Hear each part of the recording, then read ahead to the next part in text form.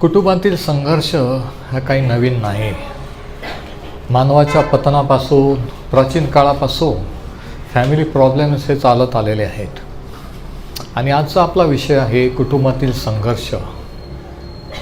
Family at war. संघर्षात असलेलं कुटुंब. आणि शास्त्रभाग आहे उत्पत्ती 29:31 ते 30:24. Genesis 29:31 to 30:24. आज आपण अशा एका फॅमिलीबद्दल पाहणार आहोत की ज्या फॅमिलीमध्ये संघर्ष होता. आता तुम्ही म्हणाल त्याच्यात विशेष काय? प्रत्येकाच्याच फॅमिलीत संघर्ष असतो. पण विशेष हे की ही फॅमिली देवाने निवडलेली होती. आणि त्याच्यापेक्षा आश्चर्यकारक गोष्ट ही की हा माणूस आणि हे घराणं अब्रामाचा हा नातू होता की जो अब्राम देवाचा मित्र होता. देवाच्या सानिध्यात देवाचे लोक त्यांच्या घराण्यातले कुटुंबातले मुलं नातवंड असे निघू शकतात का? हो.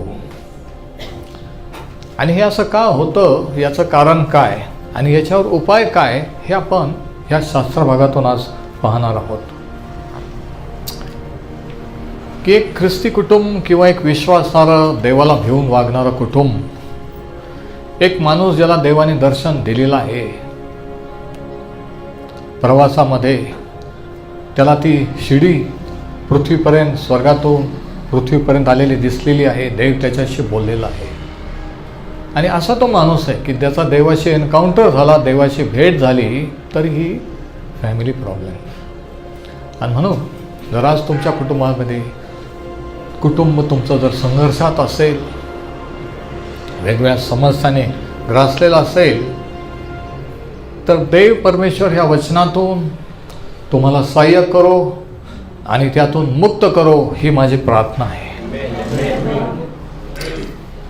आता ही स्टोरी किंवा ही घटना ही अशा एका फॅमिलीविषयी आहे की जे कुटुंब देवाने निवडलेलं होतं, ज्या कुटुंबाच्या द्वारे संदेश ते येणार होते, ज्या कुटुंबाच्या द्वारे इस्रायल देश निर्माण होणार होता, आणि ज्या कुटुंबाच्या द्वारे एक दिवशी प्रभू येशू ख्रिस्त जगात येणार होता. आणि तीच फॅमिली प्रॉब्लेममध्ये. तर याच्यावर आपल्याला काय समजतं? याच्यावर हे समजतं की आपण जर देवाने दिलेले कुटुंबासाठीचे तत्व किंवा नियम यांचा जर उल्लंघन केला तर आपल्याला कुटुंबामध्ये संघर्ष सहन करावा लागतो. मेन धडा हा जर तुम्ही लिहून घेत असाल तर की देवाने दिलेले कुटुंबाविषयीचे तत्व जर आपण पाळले नाहीत तर कुटुंबात संघर्ष होत असतो. आमेन. कुटुंबाबाबत देवाच्या तत्वांचं उल्लंघन केल्यास संघर्ष निर्माण होतो. आता ही स्टोरी आपण वाचूया. आणि ह्या मालिकेचं नाव आहे फिनिशिंग वेल, चांगला शेवट होणे. आणि ही मालिका, ही संदेश मालिका याकोबाच्या जीवनावर आधारित आहे. आणि तुम्ही ज्या ठिकाणावरून जिथून कुठून जॉईन झालेले आहात त्या तुमचे प्रभू येशूच्या नावात मी स्वागत करीतो. वचन 31 अध्याय 29. परमेश्वराने पाहिले की लेया नावडती आहे. 7 वर्ष याकोबाने त्याच्या लाबानाची चाकरी केलेली आहे. पण मामाने फसवलं आणि दुसरी मुलगी त्याला बायको करून दिली. आणि अचानकपणे लिया, जी राहेलीची मोठे बहीण, ही त्याची पत्नी झालेली आहे. आणि मग त्याला सांगण्यात आलं की थोरल्याचं झाल्याशिवाय धाकटीचं होऊ शकत नाही लग्न झाल्यानंतर. ते विशेष आहे नाही. लग्न होईपर्यंत नातेवाईक सगळं सांगतात, पण लग्न झाल्यानंतर जे सांगितलेलं नाही ते आपल्याला कळतं नाही का. आणि मग ते म्हणतात आम्हाला काय माहीत असं होतं. ज्या गोष्टी माहीत नसतात त्या लग्नानंतर उघड होतात किंवा लग्नानंतर सांगितल्या जातात. म्हणून जो सर्वात महत्त्वाचा निर्णय लग्न विवाह हा आपण देवाच्या मार्गदर्शनाने जर केला तर ही वेळ येणार नाही. पण बरेच वेळेस आपण लग्नाचा निर्णय नातेवाईकांच्या भरोशावर, त्यांच्या भरोशावर, यांच्या भरोशावर, किंवा काही वेळेस सेवकांच्या भरोशावर, काही वेळेस सेवकसुद्धा चुका करतात, त्यांच्या इच्छा पूर्ण करतात आणि मग प्रॉब्लेम होतो. आणि मग लोकांना वाटतं की आम्ही तर प्रार्थनापूर्वक केलं, आम्ही तर सर्व हे केलं, असं का झालं. संघर्षात असलेलं कुटुंब आणि मग संघर्ष सुरू होतो नाही का.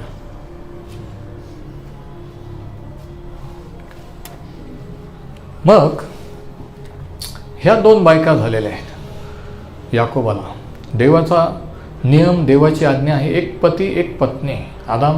आदामासाठी किती बायका तयार केल्या, किती हवा केल्या, एकच हवा. ही ओरिजिनल इच्छा, ही मूळ इच्छा देवाची आहे. पॉलिगॅमी किंवा अनेक पत्नी ही प्रथा नंतर सुरू झाली इतिहासामध्ये, पण ओरिजिनल निर्मितीपासून, क्रिएशनपासून देवाची इच्छा आहे की एक पुरुष आणि एक स्त्री. पण इथं सर्व नियमांचं उल्लंघन झालेलं आहे. बघा किती प्रॉब्लेमॅटिक फॅमिली ही आहे जरा बघा. आणि त्याच्यातून तुमची फॅमिली कशी आहे, तुम्हाला तिथं आपण स्वतः कुठं दिसतो आणि देव कसं त्याची कृपा करतो हे आपण ह्या स्टोरीतून पाहूया. 31 वचन, परमेश्वराने पाहिले की लिया नावडती आहे. कारण याकोबाचं प्रेम राहिलीवर होतं म्हणून अर्थातच ती नावडती असते. आणि नावडती म्हणून नवऱ्याजवळ राहणं किती अवघड असतं हे ज्यांनी अनुभव घेतला तेच समजू शकतात. म्हणून त्याने तिची कूस वाहती केली आणि राहेल वांज राहिली. देवाने तिच्यावर कृपा केली आणि तिला मुलं बाळ झाली, पण राहेल जी आवडती होती ती वांजच राहिली. लेया गर्भवती होऊन तिला पुत्र झाला, त्याने तिचे नाव रोबेन असे ठेवले. ती म्हणाली, परमेश्वराने माझ्या दुःखाकडे पाहिले आहे, कारण आता माझा नवरा माझ्यावर प्रीती करील. प्रॉब्लेम असे सुरू झाले की 2 सख्या बहिणी, 2 सख्या संवाद झालेल्या आहेत. आणि एक आवडती आणि एक नावडती. आणि एकेला मुलं झाले आणि दुसरीला झालेच नाही. पुढे काय झालं बघा. ती पुन्हा गर्भवती होऊन तिला पुत्र झाला, तेव्हा ती म्हणाली, मी नावडती आहे हे देवाने ऐकले म्हणून त्याने मला हाही दिला. यास्तव तिने त्याचे नाव शिमोन असे ठेवले. ती परमेश्वराला शरण गेलेली आहे, ती प्रार्थना करीत आहे आणि देवाने तिच्या प्रार्थनेचं उत्तर दिलेलं आहे. बघा वचन 34, ती पुन्हा गर्भवती होऊन तिला पुत्र झाला, तेव्हा ती म्हणाली, आता मला 3 पुत्र झाले, आता तरी माझा नवरा माझ्याशी मिळून राहील. म्हणून तिने त्याचे नाव लेवी असे ठेवले. मुलं झाले म्हणजे नवरा बायकोचं एकमेकावर प्रेम असेलच असं नसतं. याचं हे उदाहरण आहे. 3 पोरं झाले, मुली पण नाही, मुलं, पण तरी नवऱ्याचं प्रेम राहिलीवर आहे, हिच्यावर नाही. किती विशेष आहे बघा. रिअल लाईफ स्टोरी, शास्त्राच्या स्टोरीज ह्या काय पिक्चरच्या किंवा सिरियलच्या स्टोरी नाही. हे खरे लोक होऊन गेले, खरा इतिहास, हे देवाचं वचन आहे. तिला वाटलं, ती अपेक्षा करत होती नवऱ्याच्या प्रेमाची आणि तिला वाटलं, ती अतृप्त असंतुष्ट होती. तिला वाटलं की लेकरं झाल्यानंतर तरी नवऱ्याचं माझ्यावर प्रेम झालेल, पण तसं झालं नाही आहे. आणि आजही तसं होत नाही. लेकरं झालं तरी काही नवऱ्यांचं बाहेरच लक्ष असतं, बायकोवर प्रेम नसतं नाही का. पुढं काय झालं बघा. वचन 35, ती पुन्हा गर्भवती होऊन तिला पुत्र झाला, तेव्हा ती म्हणाली, आता मी परमेश्वराचे स्तवन करीन. यावरून तिने त्याचे नाव यहूदा असे ठेवले. पुढे तिचे जनन थांबले. ती प्रार्थना करत राहिली, विनंती करत राहिली, नवऱ्याकडून प्रेमाची अपेक्षा करत राहिली.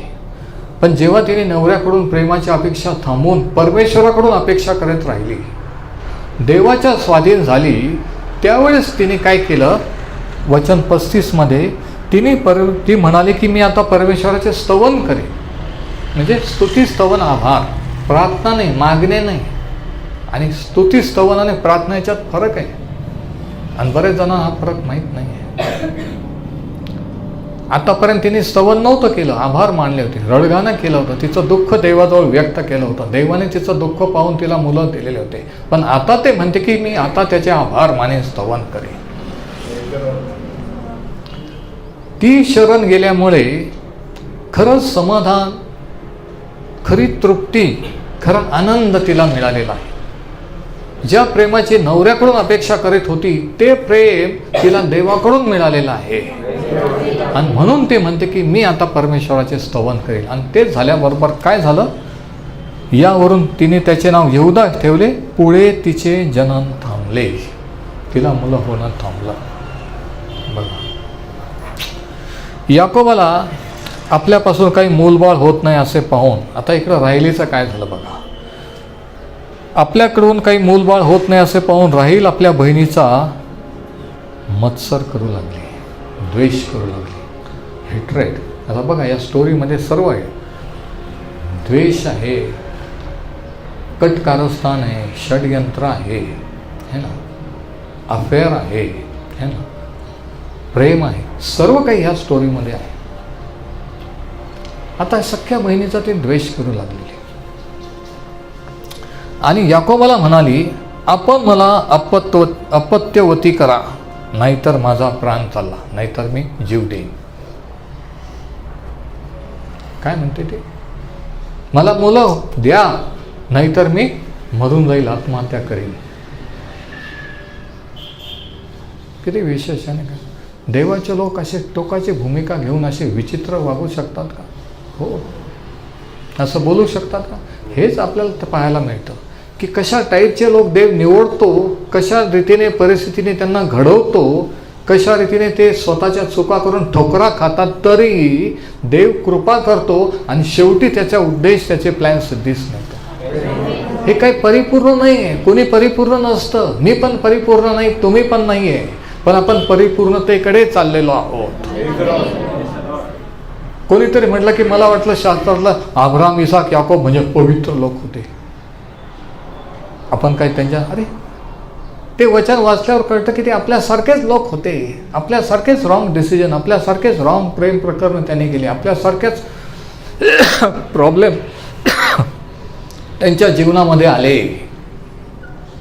काय चाललं, काय संघर्षात असलेलं कुटुंब, धार्मिक कुटुंब, ख्रिस्ती कुटुंब, आणि दोन बहिणी सख्या सवता, आणि एकेला लेकर झाल्यामुळे दुसरी द्वेष करू लागली.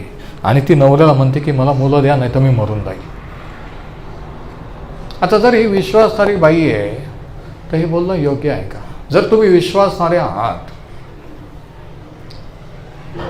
तर हट्टीवाद किंवा नवऱ्याशी भांडण करून प्रॉब्लेम सुटणार आहे का? जर तुम्ही प्रार्थना करणारे आहात, इथं कोणीही प्रार्थना करायला तयार नाही. नवरा याकोब पण प्रार्थना करीत नाही आहे आणि बायको पण नाही आहे. सगळ्यांना प्रॉब्लेमचं पडलेलं आहे बघा. आणि मग काय होतं बघा, तेव्हा याकोब राहिलीवर रागावून म्हणाला, मी काय देवाच्या ठिकाणी, मी काय देव आहे का? म्हणता नाही का आपण, म्हटलं का तुम्ही, मी काय देवाच्या ठिकाणी आहे का? त्यानेच तुझ्या पोटी फळ निपजू दिले नाही. आता तिच्यावर रागवण्याची काही गरज होती का? याला देवाने दर्शन दिलेला माणूस आहे, हा देवाचा माणूस आहे. याने रागवायची गरज नाही बायकोवर. याने सांगायला पाहिजे की आपण प्रार्थना करू, तुझं दुःख मी समजू शकतो, तुला मुलं नाही हे माझी पण इज्जत आहे, आपण विश्वास धरू, प्रार्थना करू. त्याच्या ऐवजी तो रागवतोय. किती वेळेस असं होतं की नवरे जे विश्वासणारे असतात, पत्नीला समजून घेण्याच्या ऐवजी, प्रार्थना करण्याच्या ऐवजी हे असं बोलतात, मी काय देव आहे का आणि मी काय देवाच्या ठिकाणी आहे का? असं झालं आणि असं आजही होत आहे.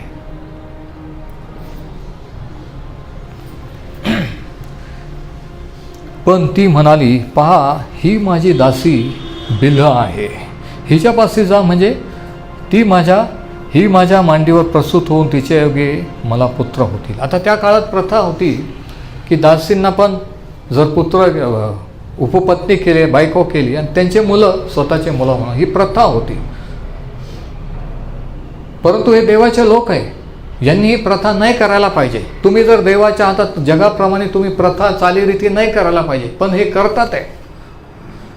प्रार्थना केलेली नाही आहे, हिने पर्याय सांगितलाय, स्वतःच्या शहाणपणाने सांगितलं की माझी जी दासी आहे ना तिला बायको करा, ते मुलं तिच्याकडून झाले की ते आपल्या मुलं होती.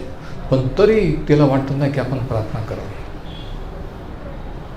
कधी वाटतं का? नाही. किती प्रॉब्लेम आले तरी काही लोकांना प्रार्थना करावीशी वाटतच नाही. म्हणून मी सांगत असतो, कोणीतरी म्हणतं की ह्यांच्यासाठी प्रार्थना करा, हिच्यासाठी प्रार्थना करा. मी सांगत असतो तुम्ही तुमच्या पुरतं बोला.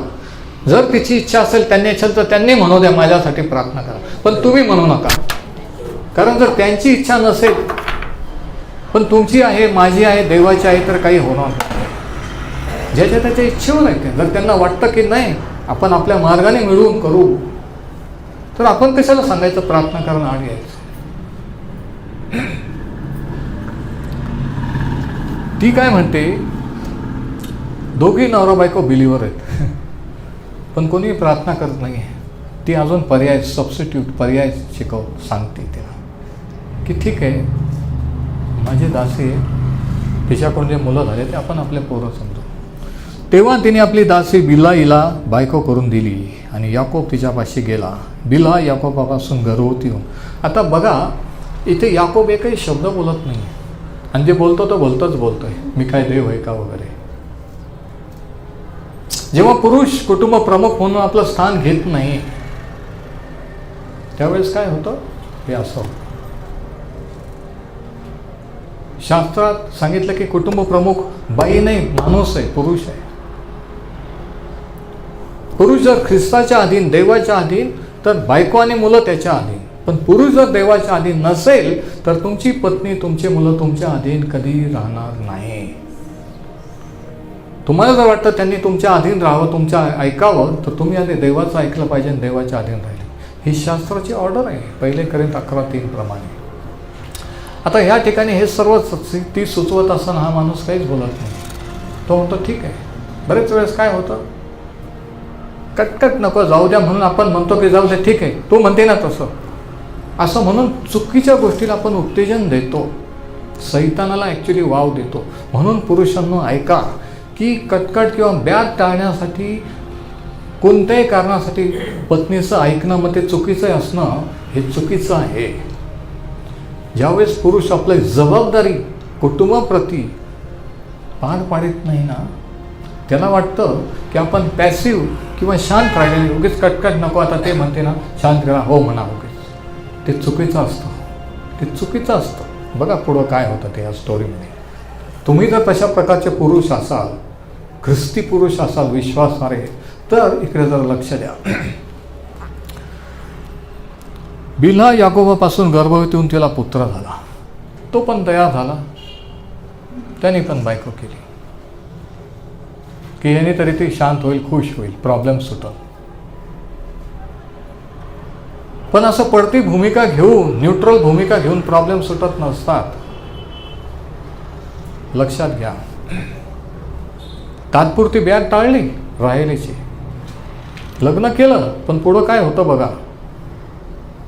तात्पुरतं तुम्ही ब्याद टाळू शकता पण त्याचे गंभीर परिणाम नंतर भोगावे लागतात. तेव्हा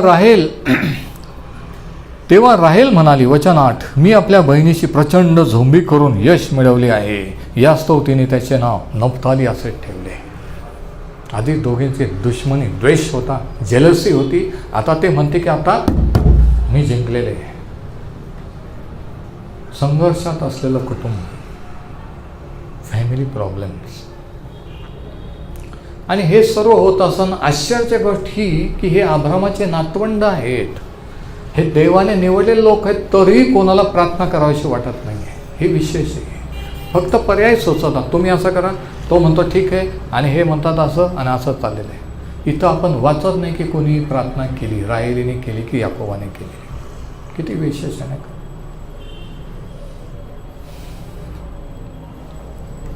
पुढं काय झालं बघा.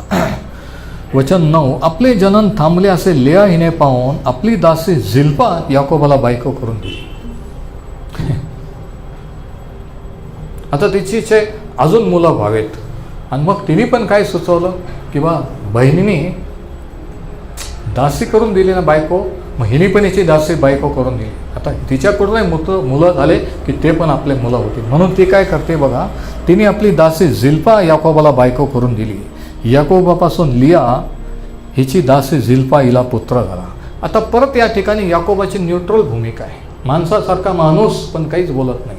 माणसासारखे माणसं जेव्हा कोणतीही भूमिका घेत नाही, बायकांना शांत करण्यासाठी, खुश करण्यासाठी न्यूट्रल भूमिका घेतात ना, तेव्हा प्रॉब्लेम तात्पुरते सुटत असतात, मग नंतर त्याचे परिणाम भोगावे लागतात. तात्पुरतं तुम्हाला वाटतं की प्रॉब्लेम सुटलेला आहे, पण नाही आहे. पुढं चालून अनेक वर्षानंतर काय होतं ते बघा. पुढं काय झालं ते, त्याच्यापासून पण तिला मुलगा झाला. तेव्हा लिया म्हणाले मी केवढी भाग्याची. बघा वचन 10, याकोबापासून लेया हिची दासी झिल्पाईला मुलगा झाला. तेव्हा लेया म्हणाले मी केवढी भाग्याची. आणि हीच लिया काही वचना अगोदर आपण वाचलं की परमेश्वराचं स्तवन करीत होती, नाही का, प्रार्थना करून लेकरं झालेली होती. पण आता काय झालं, जेलेसीमुळं ती थंडावलेली आहे, ती देवापासून फिरलेली आहे, ती जगीक झालेली आहे. जगीक सोल्युशन त्याला सांगते की ठीक आहे, आता आपल्याला मुलं मला नाही होत ना, मग माझ्या दासीला करा आणि ते घे. देवाचे लोक असे वागू शकतात का? कशा टाईपच्या फॅमिल्या शास्त्रातल्या होत्या, कशा टाईपचे लोक देवाचे होऊन गेले, कशा टाईपच्या फॅमिल्या आज आहेत.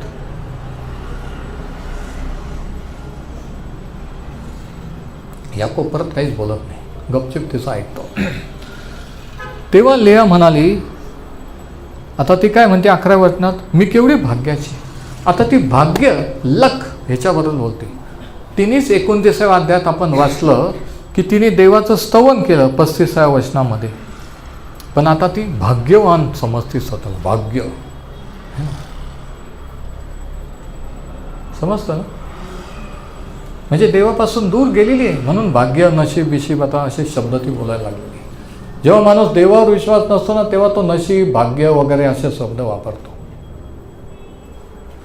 हे लक्षण, हे चिन्ह आहे की त्याची आत्मिक लेवल किती खालवलेली आहे, तो किती भ्रष्ट झालेला आहे, देवापासून दूर गेलेला आहे.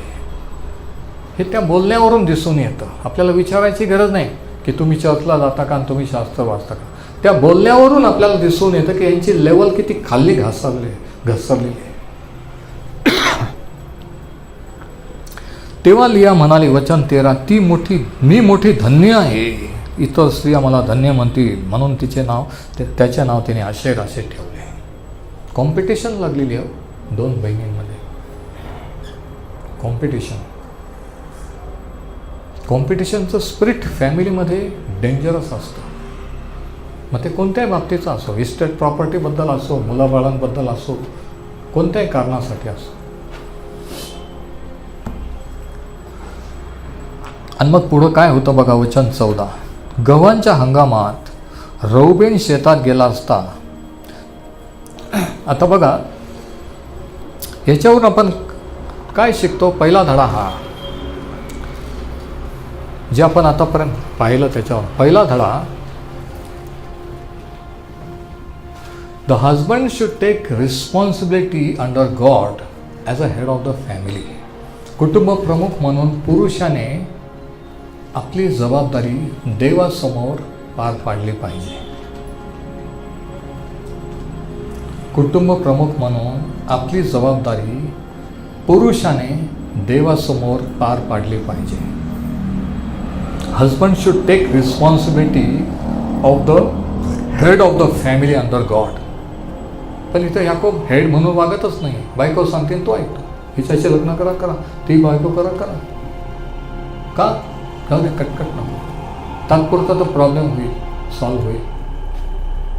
आणि असे माणसं आज करतात, तात्पुरता तो प्रॉब्लेम सॉल्व्ह आहे, जाऊ दे, बडबड नको, है ना. ती बडबड करते, जाऊ दे, हिच्याप्रमाणे होऊ दे. पण ते तात्पुरतं सोल्युशन कामाचं नाही आहे. तर हा पहिला धडा आहे. इफिसकरास पत्र 5 आणि 23. हे तत्व, हे शास्त्राचं तत्व आहे. त्याच्या अगोदर 1 कोरिंथ 11 आणि वचन 3 आपण पाहू. 1 Corinthians 11:3 या ठिकाणी काय लिहिलेलं आहे? प्रत्येक पुरुषाचे मस्तक ख्रिस्त आहे, ख्रिस्ताचे मस्तक दैव आहे, हे तुम्हाला समजावे. प्रत्येक पुरुषाचे मस्तक ख्रिस्त, स्त्रीचे मस्तक पुरुष. म्हणजे हेड ऑफ द फॅमिली कोण? पुरुष, स्त्री नाही. पण आज काय पाहायला मिळतं बऱ्याचशा कुटुंबामध्ये आणि ख्रिस्ती कुटुंबामध्ये, माणूस घरी नसतोच, व्हिजिटला गेल्यानंतर बायकोच असते आणि त्या म्हणतात ते आत्ता बाहेर गेले, आणि काही वेळेस ते मुद्दाम बाहेर जातात. तर ही अवस्था, पॅसिव्ह हजबंड्स, पॅसिव्हिटी, न्यूट्रल भूमिका घेणे, वाद नको म्हणून काय आपली भूमिका किंवा आपला अधिकार न वापरणे, की तू म्हणते तसं, आणि हेच चुकीचं आहे. हे जेव्हा माणूस करतो, कोणताही माणूस शास्त्रातला कोणताही विश्वासाला ख्रिस्ती माणूस करतो, तेव्हा हे जे वचन आहे याचं उल्लंघन करतो. 1 Corinthians 11 आणि 3 की प्रत्येक पुरुषाचे मस्तक ख्रिस्त आहे. आज तुम्ही तुमचं मस्तक, तुमचा हेड ख्रिस्त आहे का? स्त्रीचे मस्तक पुरुष आहे. स्त्री आणि फॅमिलीचं मस्तक कोण आहे? पुरुष आहे.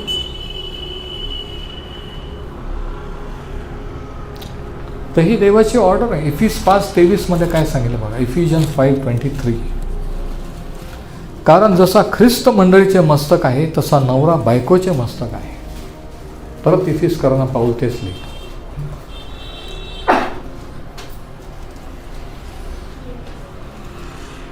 जसा ख्रिस्त मंडळीचे मस्तक आहे तसा नवरा बायकोचे मस्तक आहे, तसेच ख्रिस्त हा शरीराचा तारणारा आहे. चर्चला शरीर म्हटलंय मंडळीला. ख्रिस्त हा शरीराचा तारणारा आहे. म्हणजे फॅमिली प्रमुख, कुटुंब प्रमुख देवाने पुरुषाला केलेला आहे आणि पुरुषाने आपली जबाबदारी पार पाडावी ही देवाची इच्छा आहे. पण जेव्हा तो पार पाडत नाही, होला हो करतो, त्यावेळेस प्रॉब्लेम होतो. हेच आपल्याला याकोबाच्या स्टोरीवरून समजतं. तर परत आपण त्या याकोबाच्या स्टोरीकडे बघूया. आता हा जो अधिकार देवाने माणसाला दिला, पुरुषाला, कशासाठी? आशीर्वादासाठी, संरक्षणासाठी. पण याकोब हा तो अधिकार वापरत नाही आहे. तात्पुरते प्रॉब्लेम सॉल्व्ह झाले आहे, वाद मिटलेत नवरा बायकोमध्ये, पण परमनंट सोल्युशन किंवा कायमचे ते प्रॉब्लेम मिटलेले नाही आहेत. आलं लक्षात? आता हे काय झालं? ज्यावेळेस याकोबाचं राहेलीवर प्रेम झालं, याकोबाने प्रार्थनापूर्वक निर्णय नाही घेतला. त्याने त्याचं प्रेम झालं, लव्ह ॲट फर्स्ट साईट. त्याला ती आवडली आणि त्याने बोलून दाखवलं आणि लग्न केलं. त्याने विचारलं पाहिजे होतं. कदाचित तो ओव्हर कॉन्फिडंट असेल, जसे काही लोक असतात की मी देवाचा आहे, मग काय प्रार्थना केली नाही केली, माझे डिसिजन बरोबरच आहेत, मग मी काही चुकीच. ह्या भ्रमात आपण राहतो आणि चुका करून बसतो. आणि आज बरेच लोकांकडून चुका ह्या कारणामुळे झालेल्या, भ्रमात राहणं, ओव्हर कॉन्फिडन्स. प्रभू त्याला म्हटलं, अरे तू 3 वेळेस, तो म्हणतो नाही नाही मी नाही, बाकीच्याने नाकारलं तरी. असं कोणी म्हणतं का देवाला? अरे तू मला 3 वेळेस नाकारशील, तो म्हणतो मी नाही नाकारला. म्हणजे किती ओव्हर कॉन्फिडन्स होता तो, त्याला स्वतःबद्दल किती आत्मविश्वास होता की मी नाही. आणि हाच आत्मविश्वास माणसाला नडत असतो की नाही, सगळे जरी पडले तरी मी पडणार नाही. आणि असं जो म्हणतो तोच पडतो. आणि तर प्रार्थना न करता लग्न केलं म्हणून सासऱ्याने फसवलं, मामाने.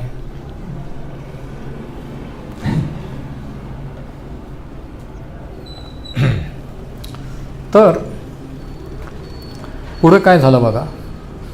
आता जरी लिया बायको करून दिलेली आहे, ती त्याची पत्नी झालेली आहे, त्याने तिच्यावर प्रेम करायला पाहिजे होतं, दुर्लक्ष करायला पाहिजे नको होतं, पण त्याने तसं केलं. याकोबाने जर देवाची इच्छा प्रार्थना करून मागितली असते तर हे प्रॉब्लेम झाले नसते.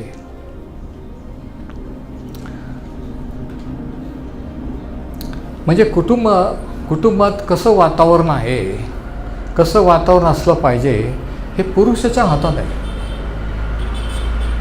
कुटुंबात टेन्स वातावरण, तणावपूर्ण, किती म्हणतात हे बाहेर असले तरच बरं असतं, घरी आले की कटकट करतात. किती वेळेस असं असतं. मुलांना पण वाटतं की ते वडील नकोच आहेत घरात.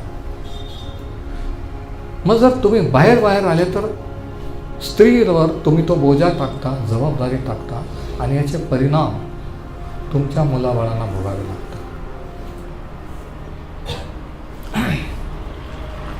म्हणून प्रॉब्लेम होण्यापूर्वी जर प्रॉब्लेम झाले तर कुटुंब प्रमुख देव पुरुषाला धरतो, स्त्रीला नाही. जबाबदारी पुरुषाची आहे, स्त्रीची नाही. पुरुषाचं काम फक्त पैसे कमावणं हे नाही. लक्षात घ्या. ते कोणीही करतं त्याच्यासाठी देवाचं असावं लागत नाही. जे देवाचे नाही आहेत ते तुमच्यापेक्षा चांगले आपल्या मुलाबाळांना सांभाळतात. पण देवाचे लोक आज इथं फेल गेलेले आहेत. ख्रिस्ती लोक फेल गेलेले आहेत या तत्वामध्ये. म्हणून आपण बाहेर चर्चमध्ये किंवा बाहेर समाजात किती काही दाखवलं तरी घरात कसं आहे वातावरण ते महत्त्वाचं आहे. आणि म्हणून एका देवाच्या सेवकाने असं म्हटलेलं आहे की कोण किती आत्मिक आहे हे मी त्याच्या पत्नीला भेटल्याशिवाय घरी गेल्याशिवाय मला समजू शकणार नाही. कारण बाहेर भेटल्यावर आपण कोणी पण दाखवतो नाही का, आपल्याला वाटतं. पण ॲक्च्युअल वातावरण जे आहे ते घरातलं असतं की खरंच किती देवामध्ये किती समर्पित आहेत काय आहेत. आणि ते वातावरण निर्माण करणं, ते वातावरण ठेवणं ही माणसाची जबाबदारी, बाईची नाही, असं शास्त्र सांगतं.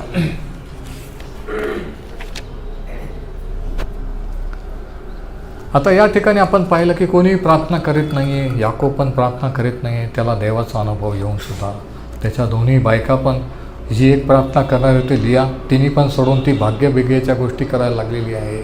आणि दोघींची एकमेकावर जेलेसी सुरू आहे. आणि हे असं चाललेलं आहे. दुसरा धडा आपण हा शिकतो की the wife should submit to her husband as to the Lord. पत्नीने जसे प्रभूच्या अधीन तसं पतीच्या अधीन स्वतःला केलं पाहिजे. पत्नीने जसं देवाच्या अधीन तसं पतीच्या अधीन राहिलं पाहिजे. A wife should submit to a husband as to the Lord. पेत्राचे पहिले पत्र याचा 3रा अध्याय आहे. आता तुम्ही म्हणाल की पती जर विश्वास ठेवणारे नाही, प्रार्थनेचे नाही, तर काय करायचं? आम्ही ऐकायचं. आपण वाचू शास्त्र काय सांगतं. जर त्यांना आवडत नाही प्रार्थना, प्रेयर मीटिंग, चर्च, ते नेहमी आडवे येतात, तर मग आम्ही काय करायचं? शास्त्र काय सांगतं बघा. पहिले पेत्र 3 आणि याचे पहिले 2 वचनं, 1 Peter 3:1 and 2. पहिले पेत्र 3, 1 आणि 2.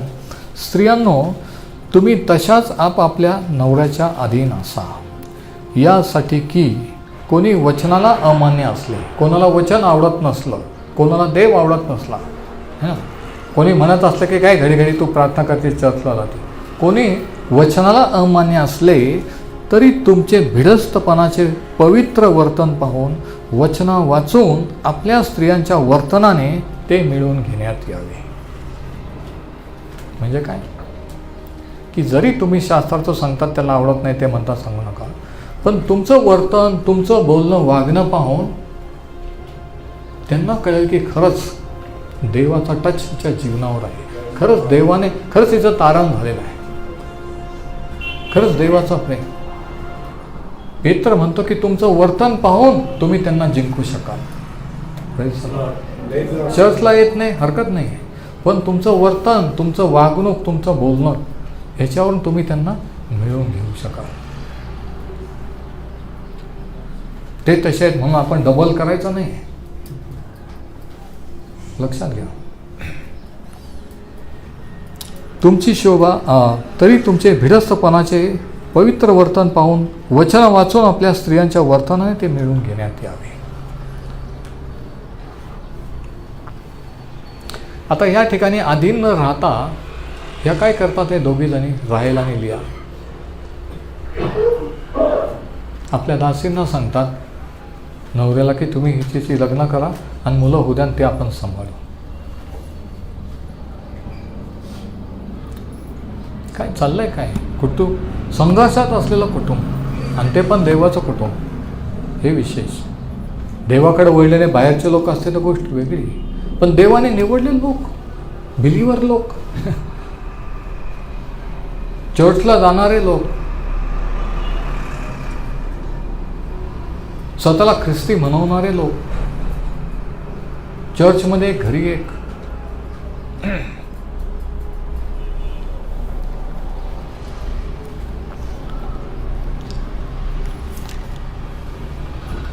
आता ह्या ठिकाणी ह्या दोघींनी, राहेल आणि लिया यांनी नवऱ्याला हे पर्याय सुचवण्याच्या ऐवजी त्या जर देवाला शरण आल्या असत्या, नवऱ्याच्या अधीन झाल्या असत्या, पण त्या देवाच्या शरण आलेल्या नव्हत्या, देवाला समर्पित नव्हत्या, म्हणून नवऱ्याच्या अधीन होऊ शकल्या नसत्या. आज बऱ्याचशा स्त्रिया, विश्वासणाऱ्या स्त्रिया नवऱ्याच्या अधीन का नाही आहे? कारण ते देवाच्या अधीन नाही आहेत. हां, त्या प्रार्थना करतात, गाणे म्हणतात, सर्व करतात, पण जर देवाच्या अधीन असतील तरच त्या नवऱ्याच्या अधीन राहू शकतात. आणि ज्यावेळेस वचनाप्रमाणे त्या करतील, ज्यावेळेस वचनाप्रमाणे तुम्ही कराल, त्यावेळेस देव त्याची कृपा पुरविल आणि त्या नवऱ्याचं मन बदलेल, परमेश्वर त्याला बदलेल. तुम्हाला वाटतं की नाही, जसंच्या तसं वागून नाही होत.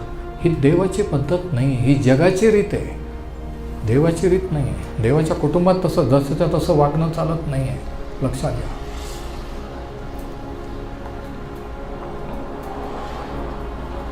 म्हणून पर्याय सुचवून आपल्या पतीला थांबवा आणि प्रभूच्या अधीन पहा. तुम्ही असं करा, तुम्ही तसं करा, हे सांगून देवाच्या अधीन व्हा, प्रार्थना करा आणि मग तो सुचवेल ते करा. आता ह्या ठिकाणी ह्या दोघीजणी अतृप्त, असंतुष्ट आहेत. लिया असंतुष्ट आहे कारण तिला माहिती आहे की माझी सख्खी बहिणीचा प्रेम माझ्यावर नाही आहे म्हणून, आणि लिया असंतुष्ट आहे की तिला मुलं बाळं झालेलं नव्हते म्हणून. आणि दोघी जणी प्रेमाची अपेक्षा नवऱ्याकडून करत आहेत, म्हणजे त्या देवाच्या अधीन नाही आहेत.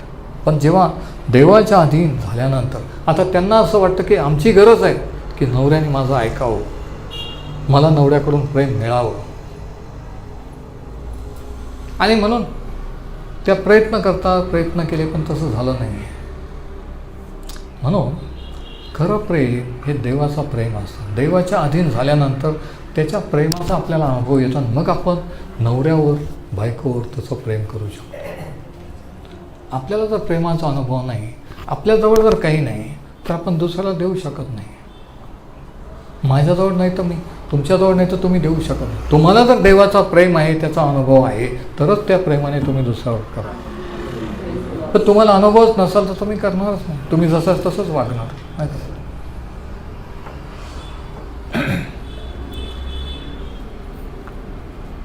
आणि तिसरा धडा काय की husband and wife must both submit to the practical lordship of Christ. पती पत्नी या दोघांनीही ख्रिस्ताच्या अधीन असणं गरजेचं आहे. पती पत्नी दोघींनी देवाच्या किंवा ख्रिस्ताच्या अधीन होणं गरजेचं आहे.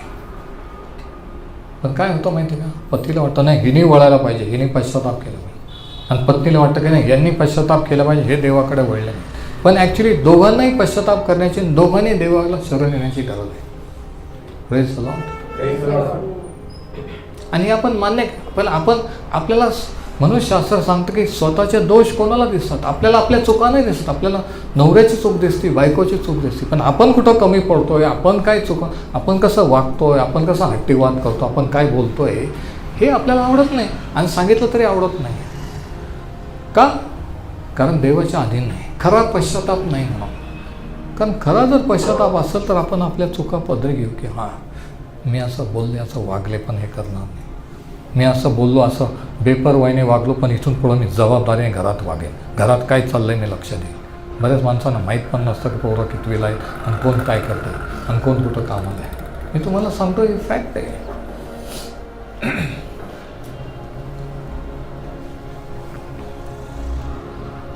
म्हणून ख्रिस्ती व्यक्तीची जबाबदारी जगाच्या लोकांचे पुरुष वेगळे आणि देवाचे ख्रिस्ती मनवणारे पुरुष हे वेगळे, लक्षात घ्या. आणि हे तुमचे मुलं लहानचे मोठे होताना पाहत आहे तुमच्याकडं, आईकडे, वडिलांकडं, आणि तेच पॅटर्न ते पुढं मोठे झाल्यानंतर रिपीट होणार आहे तुमच्या खानदानीत, लक्षात घ्या. कारण ते तुमच्याचकडून शिकलेले आहेत. म्हणून तुम्ही एकमेकांशी कसं बोलता, कसं वागता हे इतकं महत्त्वाचं आहे. हे त्यांच्याच तर्फे त्यांचा जर नाही झाला, ते जर बिघडले तर याला जबाबदार न्यायाच्या दिवशी देव पुरुषांना, प्रत्येक पुरुषाला धरणार आहे. की जर त्या आत्म्यांचा, तर जे मुलं बाळा देवाने दिले त्या आत्म्यांचं जर नाही झाला तर त्याला जबाबदार पुरुष आहे. तुम्ही किती कमवलं आणि किती तास मरमर मेले याला उपयोग नाही आहे मामा, लक्षात घ्या. घरात तुमचं लक्षात पाहिजे, घरात तुमची ऑथॉरिटी, अधिकार पाहिजे आणि तो वापरला पाहिजे. ठीक आहे, तुला वाटतं ठीक आहे, असं नाही आहे, जिथं नाही आहे, रॉंग आहे, तिथं म्हटलं पाहिजे की नाही हे असं नाही, असं. आमेन. खुश करण्यासाठी कशाला होला हो करायचं नाही आहे. आणि पत्नीने पण ऐकून घ्या, हे देवाचं वचन मी तुम्हाला सांगतो आहे की जर तुम्ही देवाच्या अधीन असाल तरच पतीच्या अधीन राहाल. जर पतीच्या अधीन नाही याचा अर्थ ख्रिस्ताच्या अधीन नाही आहे, म्हणून तुम्ही पतीच्या अधीन नाही. पुरुष आपला अधिकार का गाजवत नाही? कारण ते ख्रिस्ताच्या अधीन नाही आहे, देवाकडे आलेले नाही आहेत, म्हणून ते जबाबदारी पार पडू शकत नाही. ते जर मनापासून देवाकडे वळले तर त्यांना कळलं की माझी जबाबदारी माझ्या मुलाबाळांतर्फे काय आहे, माझ्या मुलाबाळांप्रती काय आहे. नुसतं चर्चला नुसतं दाखवायचं की सगळं चांगलं, असं नाही आहे, असं नसतं. संघर्षात असलेलं कुटुंब आहे. आज किती कुटुंब संघर्षात, कदाचित तुमचं कुटुंब संघर्षात असेल, मला माहीत नाही. देव ह्या वचनाने तुमच्याशी बोलत आहे. तर तिसरा धडा हा की दोन्ही पती पत्नीने देवाच्या अधीन झालं पाहिजे. आता पुढं काय झालं बघा, वचन 14. गव्हाच्या हंगामात रौबेन शेतात गेला असता त्याला पुत्र दात्रीची फळे मिळाली. मँड्रेक्स याला इंग्लिशमध्ये म्हटलं. आता हे एक प्रकारचे फळं होते आणि त्या काळात त्या लोकांना असं वाटत होतं की हे जर फळ बाईने खाल्लं तर तिला मुलं होतील. म्हणून हा रौबेन हा मुलगा एक दिवशी शेतात गेला आणि त्याला हे फळं दिसले आणि काय केलं त्याने, त्याने आपली आई लिया हिला नेऊन दिली. तेव्हा राहेल लियाला म्हणाली, पुत्रदात्रीची फळे तुझ्या पुत्राने आणली आहेत, त्याच्यातले काही मला दे.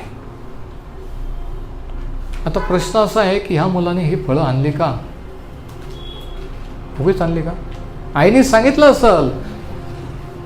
बघा मी तुम्हाला सांगतो, प्रार्थना कोणीही करत नाही आहे, मुलं होत नाही ना, अरे मग ते फळं आणा, ते फळं आणल्यानंतर मुलं होतात, जा रे तू शेतात जा घेऊन ये. आणि तो आला घेऊन, आणि आल्यानंतर बहिणीने पाहिले, काय आणलं रे? त्याने सांगितलं हे फळं.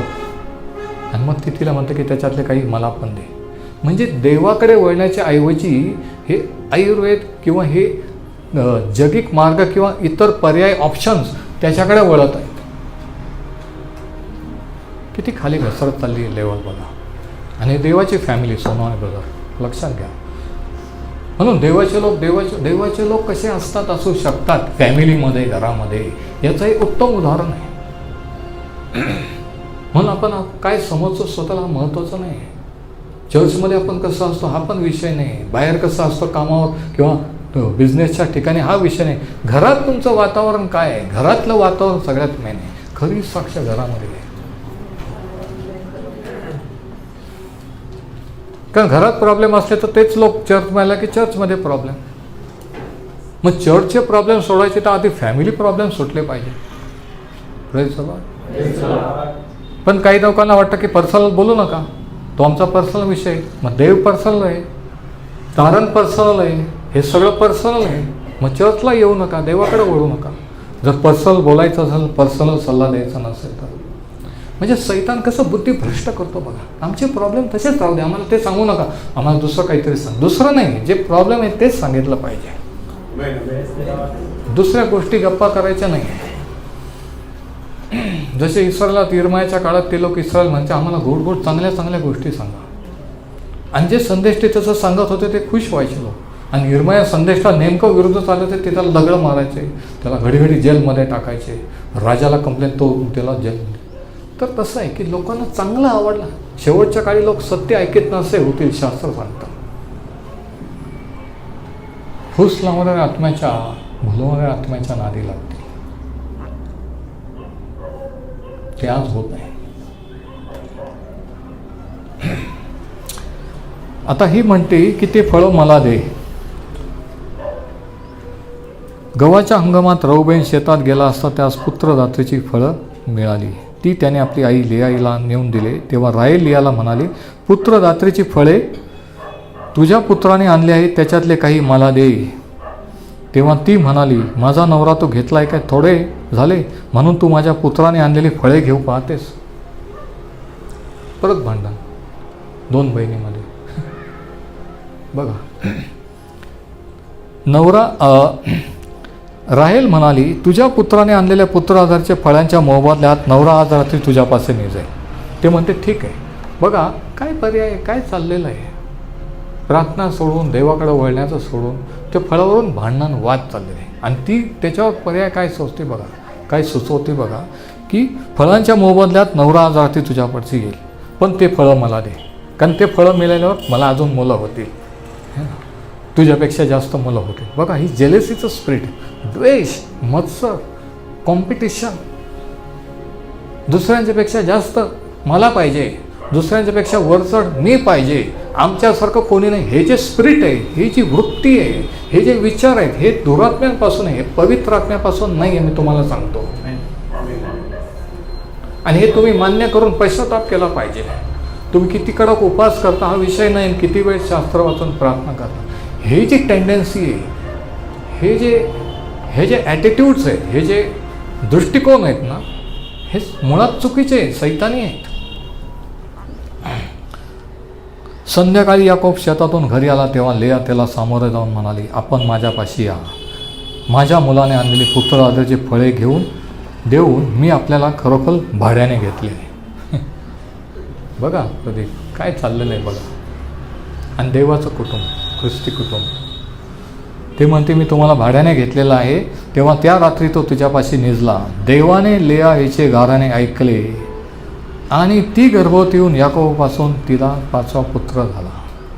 ते पाहत होता की मला विनंती करण्याच्या ऐवजी हे ते फळण बिळण हे करून हे चाललेलं आहे. देवाने ते पाहिलं, देवाने पुत्र दिला. पण तिला काय वाटलं असेल, मी ते फळं खाल्ले म्हणून. तुम्हाला काय वाटतं, पर्याय असल्यानंतर देवाने नाही केलं, आम्ही हे केलं म्हणून. पण इथं लिहिलेलं आहे की परमेश्वराने, देवाने वचन 17 तिचे गाराने ऐकले आणि ती गर्भवती होऊन तिला 5वा पुत्र झाला. तेव्हा लेया म्हणाले, मी आपली दासी माझ्या नवऱ्याला दिली म्हणून देवाने मला हा मोबदला दिला आहे. किती मूर्खपणाची भाषण आहे. अरे तू देवाची प्रार्थना केली का, देवाला विचारलं होता का, गृहीत धरलंय. काय गृहीत धरलं होतं, मी आपली दासी माझ्या नवऱ्याला दिली म्हणून देवाने मला हा मोबदला दिला. देवाने सांगितलं होतं दासीला नवऱ्याला दे आणि तिच्यापासून लेकरू दे. देव सांगतो 2 बायका नाही.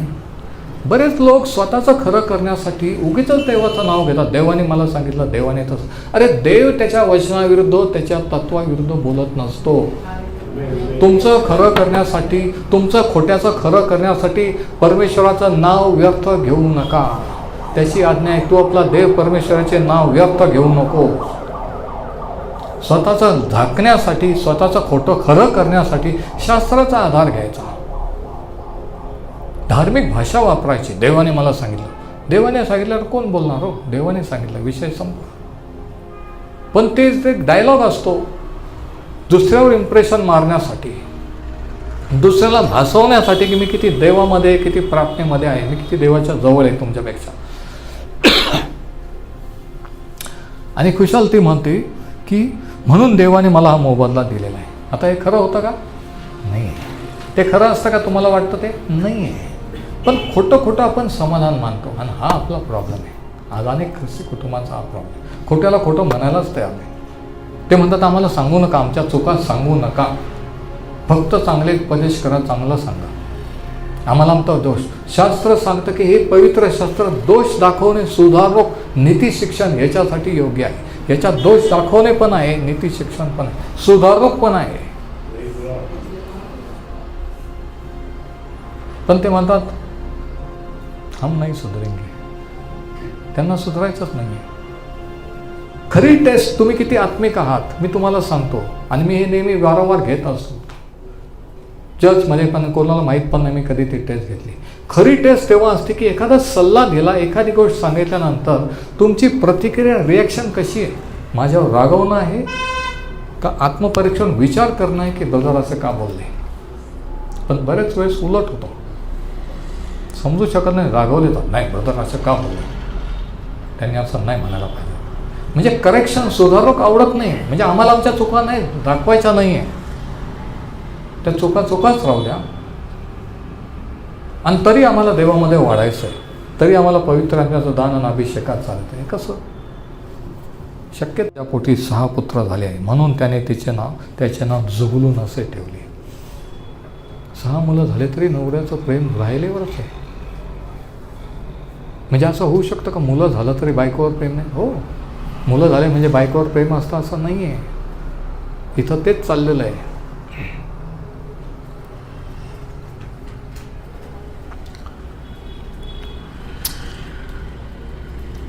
वचन 21, त्यानंतर तिला एक कन्या झाली, तिचे नाव तिने दीना असे ठेवले. मग देवाने राहेलीची आठवण केली. राहेल काही प्रार्थना करत नाही आहे. दोघी प्रार्थना करणं सोडून दिले. नवराही प्रार्थना करत नाही, दोघी नाही. पण देव हे पाहतोय आणि देव हे करतोय, त्यांना मुलं देतोय. ही देवाची दया, देवाची कृपा आहे. पण तिला वाटतं हे फळं खाल्ल्या म्हणून झालं. तिला वाटतं मी माझी दासी नवरा करून दिली म्हणून ते मुलं झाले. देवाचा हात त्यांना दिसतच नाही आहे.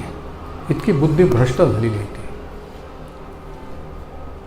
आजही अनेकांना देवाचा हात दिसतच नाही. त्यांना वाटतं आम्ही हे केलं, त्यांनी ते केलं म्हणून ते तसं झालं नाही. अरे पण आपण असे असताना देवाने दिलं केलं हे आपल्याला आठवतच नाही. साधं उदाहरण घ्या ना, साक्षाच्या आठवतच नाही काय झालं आठवड्याभरात, काल काय झालं आठवत नाही. साक्ष द्या म्हटलं की ब्लँक, हँग होऊन जातात सगळे. का? देवाचा हात दैनंदिन जीवनात आपण पाहतच नाही. आणि तरी आपल्याला वाटतं की देवाने आशीर्वाद दिला पाहिजे ना आपण देवाच्या. हेच ह्या फॅमिलीला वाटत होतं आणि हेच आज अनेकांना वाटत. म्हणून मग देवाने राहेलीची आठवण केली आणि तिचे गारण ऐकून तिची कूस वाहती केली. ती गर्भवती होऊन तिला पुत्र झाला. ती म्हणाली, देवाने माझी अप्रतिष्ठा दूर केलेली आहे. आणि आत्ताशी राहेलीला देवाने मुलगा दिला आणि तिने त्याचे नाव योसेफ ठेवून म्हटले की परमेश्वर मला पुत्राची आणखी जोड देव, म्हणजे आणखी एक पुत्र देव. बघा, राहिलेलं वाटलं. 8वं वचन जर आपण वाचलं, वचन 8, तेव्हा राहेल म्हणाले, मी आपल्या बहिणीशी प्रचंड झोमी करून यश मिळवलेले आहे. तिला वाटलं की देव आपल्याबरोबर आहेस काही केलं तरी. आणि आज अनेकांना असं वाटतं मी कशी वागले, कसंही वागलो तरी, काही केलं तरी देव माझ्याबरोबर आहेस. ह्या भ्रमात ही राहेल होती.